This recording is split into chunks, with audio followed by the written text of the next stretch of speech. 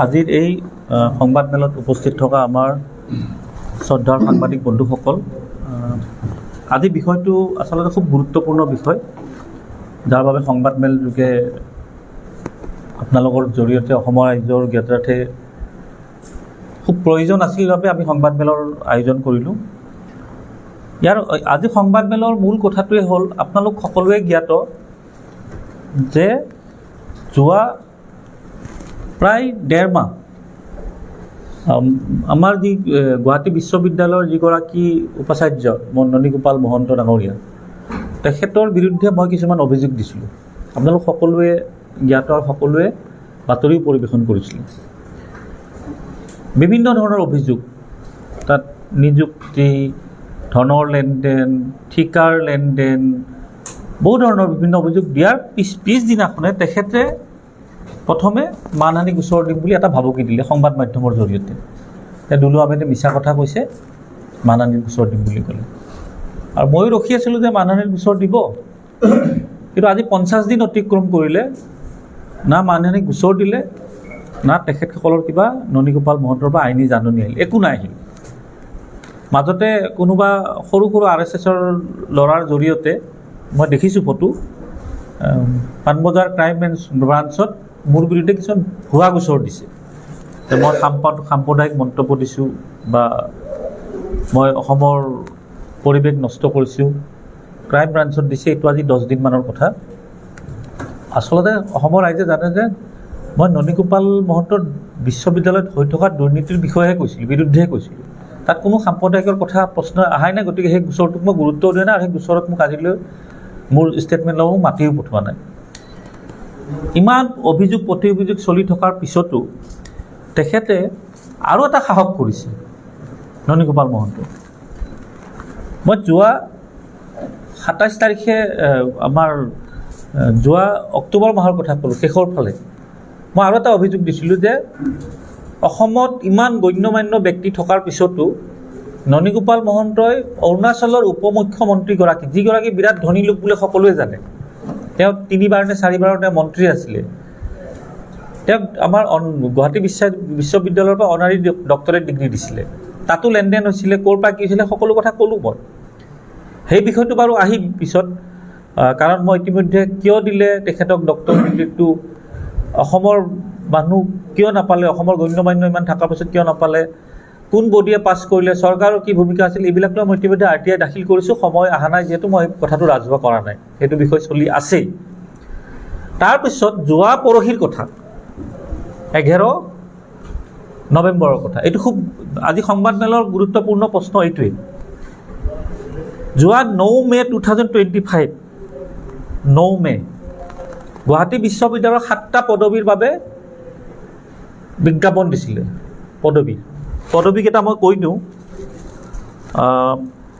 এটা হৈ গ'ল সহকাৰী পঞ্জীয়ক, সহকাৰী কোষাধ্যক্ষ, তথ্য আৰু পৰিসংখ্যা বিষয়া, সহকাৰী পৰীক্ষা নিয়ন্ত্ৰক, সহকাৰী গ্ৰন্থাগাৰিক, অধীক্ষক অভিযন্তা আৰু বিশ্ববিদ্যালয় আন মহাবিদ্যালয়ৰ অধ্যক্ষ, ল কলেজৰ 7টা পদবী। এইটো 9 মেত ষ্টেটমেণ্ট, 9 মেত বিজ্ঞাপন দিছিলে, আৰু 24 আগষ্টত ৰিটেইন হৈছিলে, লিখিত পৰীক্ষা হৈছিলে 24 আগষ্টত। আৰু সেই লিখিত পৰীক্ষাত প্ৰায় 242 গৰাকীয়ে অৱতীৰ্ণ হৈছিলে ৰিটেইন পৰীক্ষাত। এইটো 24 আগষ্টৰ কথা ক'লোঁ, আপোনালোকক মই প্ৰেছ ৰিলিজটো দি দিম। অতি দুখৰ কথা আৰু লাজ লগা কথা, ৰিটেইন পৰীক্ষা, আমাৰ পৰীক্ষাৰ চিষ্টেমটো কেনেকুৱা, ৰিটেইন হ'ব, তাৰপিছত ৰিটেইনৰ পৰা এখন লিষ্ট ভাইভাৰ কাৰণে চিলেক্ট হয়, মৌখিক পৰীক্ষাৰ বাবে। মৌখিক পৰীক্ষাৰ বাবে যেতিয়া চিলেক্ট হয় লিষ্টখন, তাৰ পৰা মৌখিক ভাইভাৰ জৰিয়তে আমাৰ যিবোৰে চাকৰি পায় সেইসকলক নিৰ্বাচিত কৰে। কিন্তু ইয়াতে কেৱল ৰিটেইন পৰীক্ষাটো হ'ল, ৰিজাল্ট ঘোষণা নহ'ল, ৰিটেইনৰ ৰিজাল্ট ফলাফল ঘোষণা নহ'ল। নোহোৱাকৈ ননীগোপাল মহন্তই কি কৰিছে, 7টা পোষ্টৰ বিপৰীতে 5 গৰাকী, 2গৰাকীক পাৰা নাই এতিয়ালৈ, তথ্য অহা নাই মোৰ তাত, যে নাহা তথ্য এটা মই দিব নোৱাৰোঁ। 5 গৰাকীক নিযুক্তি দিছে যোৱা 11 নৱেম্বৰ তাৰিখে, আৰু যোৱাকালি তেখেতসকলে চাৰ্জ ল'লে। এতিয়া আহক সেই 5গৰাকী কোন হয়, সেইটোৱে ডাঙৰ প্ৰশ্ন নহয় জানো?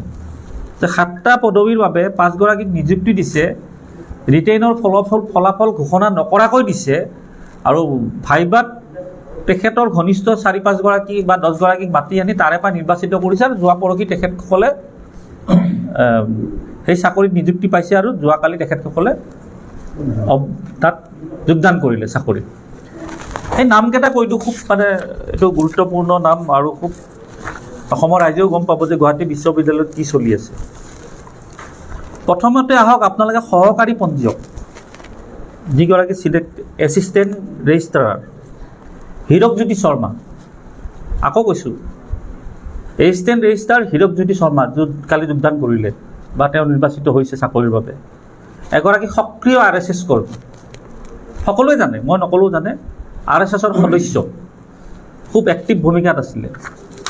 তেখেতক এই চাকৰি পদবীৰ বাবে ননীগোপাল মহন্তই নিৰ্বাচিত কৰিছে।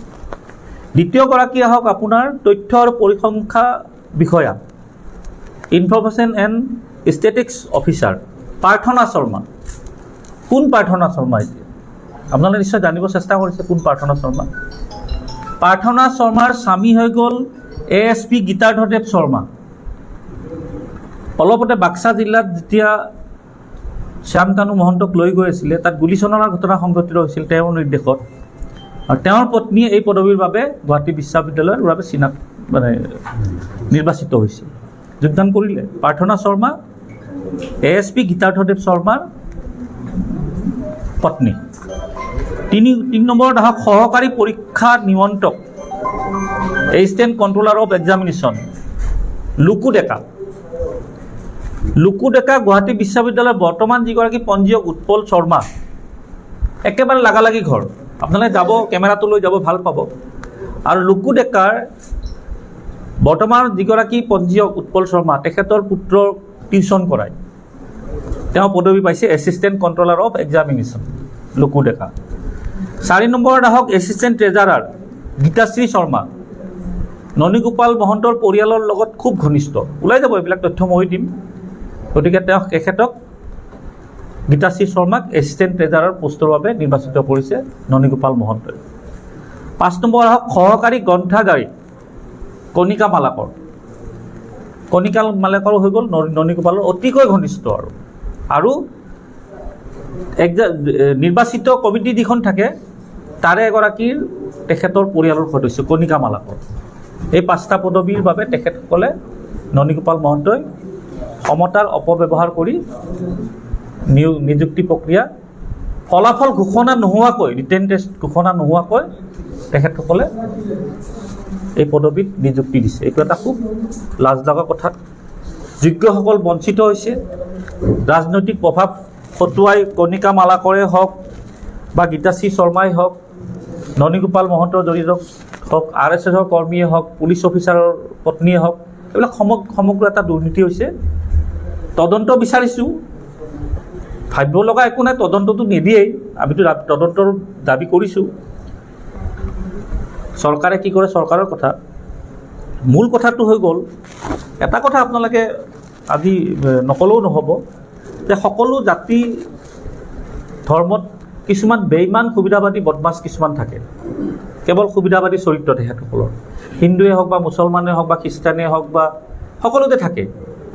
এইটো মই আপোনালোকে কথাটো বেলেগকৈ লৈ নাযাব, কাৰণ আজিৰ প্ৰেছ মিটটোৰ কিছুমান কথা খুব গুৰুত্বপূৰ্ণ। সকলো জাতি ধৰ্মতে থাকে, কিছুমান বেইমান সুবিধাবাদী বদমাছ কিছুমান থাকে, কিন্তু অসমৰ আটাইতকৈ গ্ৰামীণ সমাজৰ যিকেইগৰাকী বেইমান সুবিধাবাদী হিচাপে চিনাক্ত হৈছে, গোটেইকেইগৰাকী আছে গুৱাহাটী বিশ্ববিদ্যালয়ত। নামকেইটা মই কৈ দি আছোঁ আপোনাৰ পদবীত। তেখেতসকলৰ আকৌ চৰ্দাৰ হৈ গ'ল ননীগোপাল মহন্ত।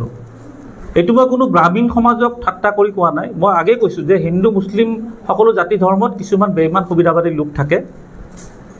ঠিক তেনেকুৱা গ্ৰামীণ সমাজক বদনাম কৰিব পৰা সুবিধাবাদী বেইমান কিছুমান গুৱাহাটী ইউনিভাৰ্চিটিত নিযুক্তিত আছে। নামকেইটা আপোনালোকে লৈ লওক। প্ৰথম নামটো আহক আপোনাৰ উৎপল শৰ্মা, তেওঁ পঞ্জীয়ক। কন্দৰ্প শৰ্মা নিমন্ত্ৰক। শেখৰ শৰ্মা কাৰ্যবাহী সংস্থা, হীৰকজ্যোতি শৰ্মা সহকাৰী নিয়ন্ত্ৰক, প্ৰাৰ্থনা শৰ্মা পৰিসংখ্য বিষয়া, গীতাশ্ৰী শৰ্মা সহকাৰী কোষাধ্যক্ষ, এইবিলাক ডাঙৰ ডাঙৰ পদবীত তেখেতসকলে এটা গেং এটা বনাই লৈছে আৰু গেঙৰ নেতৃত্ব লৈছে ননীগোপাল মহন্ত আৰু তেখেতসকলক সুৰক্ষা দি আছে মুখ্যমন্ত্ৰী হিমন্ত বিশ্ব শৰ্মা ডাঙৰীয়াই।